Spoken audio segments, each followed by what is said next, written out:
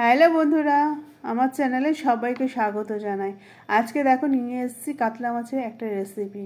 খেতে ভীষণ টেস্টি ও মজাদার। তো স্কিপ না করে পুরো ভিডিওটা দেখো আর অনুরোধ করবো একবার এইভাবে বানিয়ে খেয়ে দেখতে।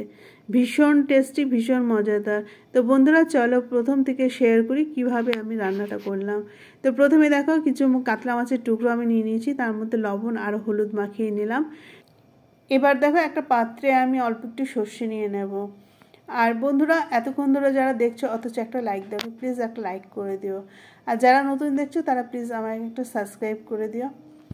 তো এবার আমি সর্ষেটাকে কিছুক্ষণ ভিজিয়ে রেখে দেবো। তো এবার আমি কড়াইতে সর্ষের তেল নিয়ে নিলাম।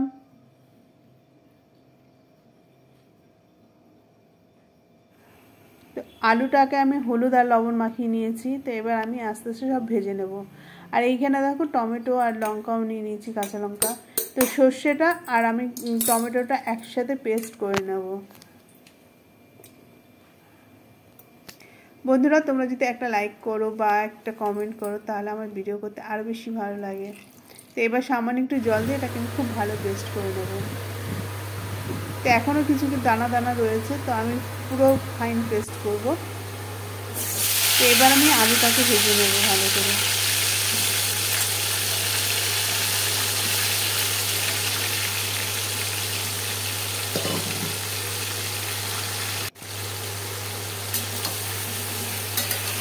বেশ একটু লাল লাল করেই ভেজে নেব।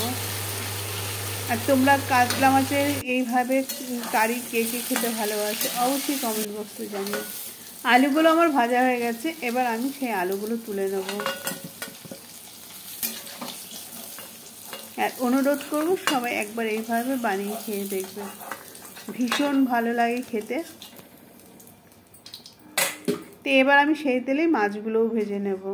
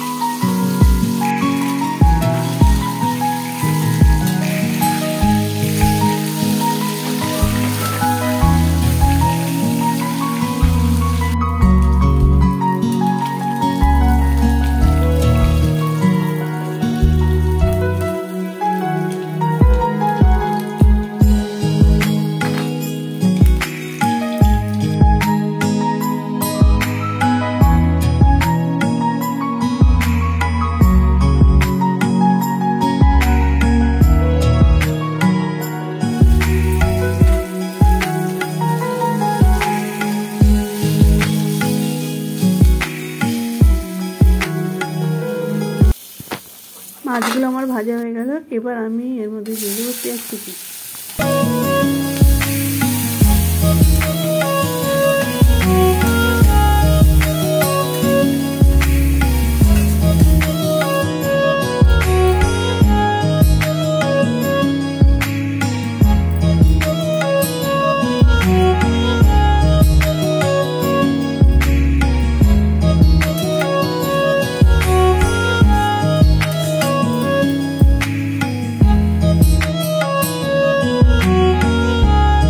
একটা বাটিতে আমি সব মশলা একসাথে মিশিয়ে নিয়েছি।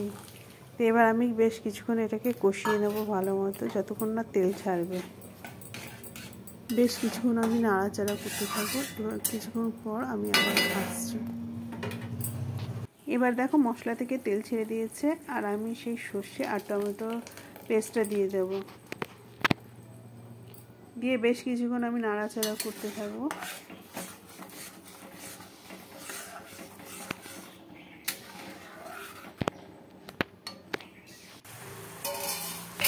এবার দেখো মশলাটা আমার পুরো হয়ে গেছে, আর কালারটাও কত সুন্দর এসছে।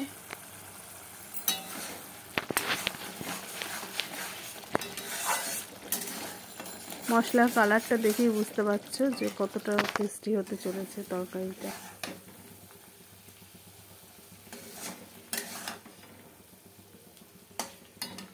তো এবার আমি দিয়ে দেবো ভেজে রাখা আলুটা।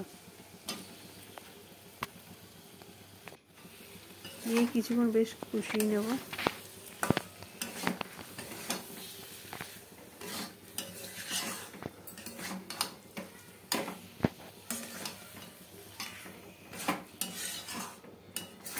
এইভাবে বেশ কিছুক্ষণ কষাতে থাকবো। এবার দিয়ে দেবো পরিমাণ মতো জল। এখানে আমি খুব বেশি একটা জল দেবো না, যেহেতু আমি এখানে বেশি ঝোল রাখবো না আজকে। একটু নাড়াচাড়া করে জলের মধ্যে পুরো মশলাটাকে মিশিয়ে দিতে হবে। পুরো মিশে গেছে, এবার আমি ঢাকা দিয়ে রাখবো। তো বেশ কিছুক্ষণ পরে আসলাম, তারপর ঝোলটা পুরো ফুটে গেছে। তো এবার আমি এখানে মাছ দিয়ে দেব।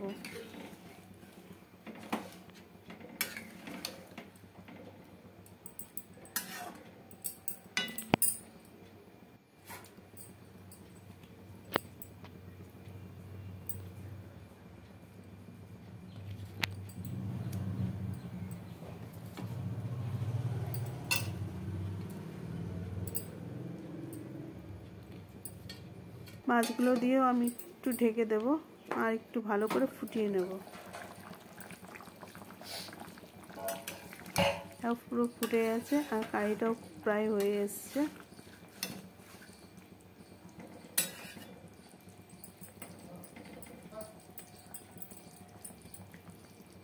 তো তোমাদের কেমন লাগছে অবশ্যই আমাকে কমেন্ট বক্সে জানিও, আর একটা লাইক করতে ভুলো না। তো এবার আমি আবার কিছুক্ষণ ঢাকা দিয়ে রাখবো। তো এবার ঢাকনাটা খুলে দেখি, তো তরকারিটা প্রায় হয়ে এসছে। এবার লাস্টে আমি ছড়িয়ে দেবো একটু ধনিয়া পাতা। আর অনুরোধ করবো সবাই এইভাবে একবার অবশ্যই বানিয়ে খেয়ে দেখবে। তো বন্ধুরা, আজকের রেসিপিটা তোমাদের কেমন লাগলো অবশ্যই আমাকে জানিও। আর যারা প্রথম থেকে শেষ পর্যন্ত দেখলেন তাদের অসংখ্য অসংখ্য ধন্যবাদ। আর একটা লাইক দিতে ভুলো না। আর তরকারিটা দেখতে কত লোভনীয় লাগছে। তো বন্ধুরা, সবাই ভালো থেকো, সুস্থ থেকো, দেখা হবে নেক্সট ভিডিওতে। Thank you.